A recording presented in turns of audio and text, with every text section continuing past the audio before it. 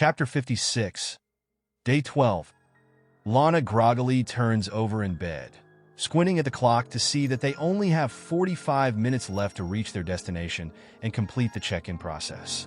With a sense of urgency, she jumps out of bed and hastily throws on some clothes, turning to Adelmo to convey the pressing need to hurry.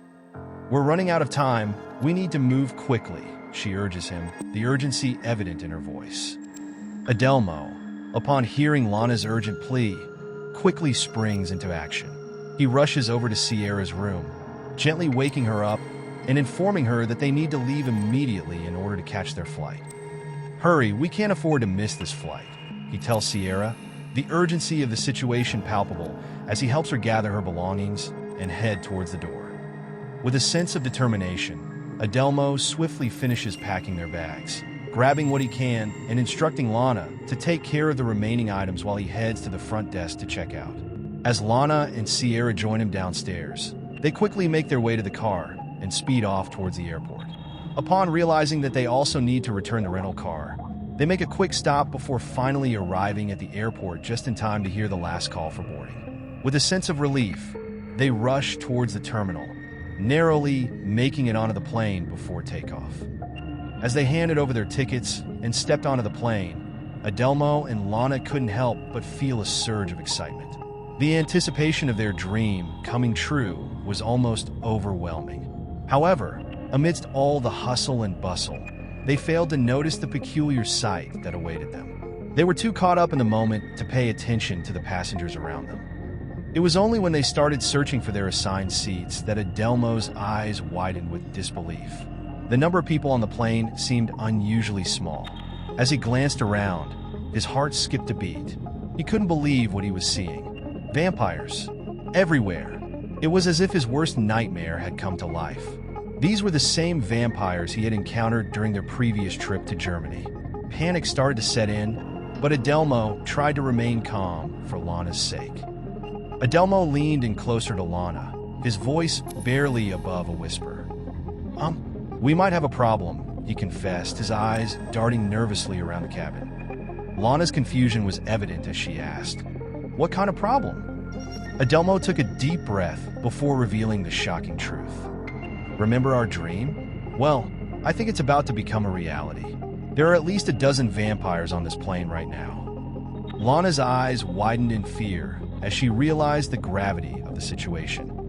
"What are we going to do?" she asked, her voice trembling. Adelmo reassured her, "Don't worry, I've hidden our swords in my bag. We'll use them if we have to." The flight attendant went through the usual pre-flight announcements, ensuring that everyone was prepared for takeoff. As the plane began to move, gradually picking up speed, the passengers settled in their seats, anticipating the moment when they would soar into the sky. The aircraft reached the necessary velocity for takeoff, smoothly ascending to the ideal cruising altitude. With the seatbelt sign turned off, passengers felt at ease, unfastening their seatbelts to make themselves more comfortable for the duration of the flight. Lana, feeling the need to use the restroom, excused herself from her seat and made her way down the aisle towards the back of the plane. Upon entering the restroom, she was startled to see a series of figures passing by the door, resembling werewolves.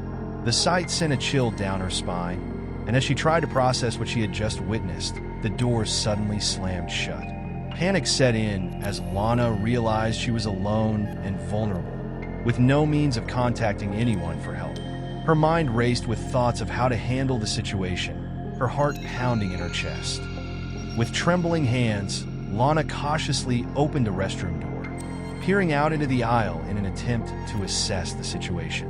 The sight of the mysterious figures still lingering in her mind, she hesitated to make a move, unsure of what lay ahead. As she mustered the courage to call out for assistance, the uncertainty of the circumstances weighed heavily on her. Lana knew she had to act swiftly and decisively to ensure her safety and that of those around her, bracing herself for whatever awaited her beyond the confines of the restroom door. Lana's heart raced as the door swung open, revealing a menacing vampire standing before her.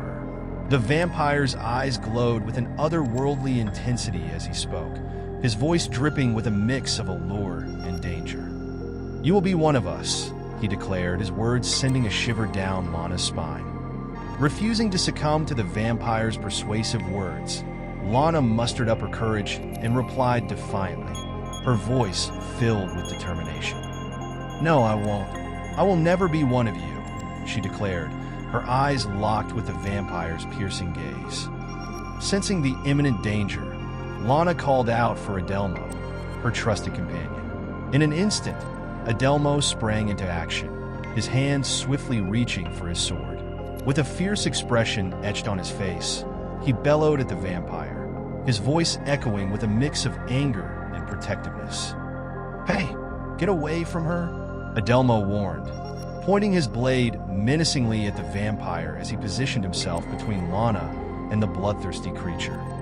Together, Lana and Adelmo stood their ground, refusing to let the vampire's threats intimidate them. The vampire, enraged by their defiance, unleashed his true form, his claws extending and fangs elongating. With lightning speed, he lunged towards Adelmo, but the skilled warrior was ready.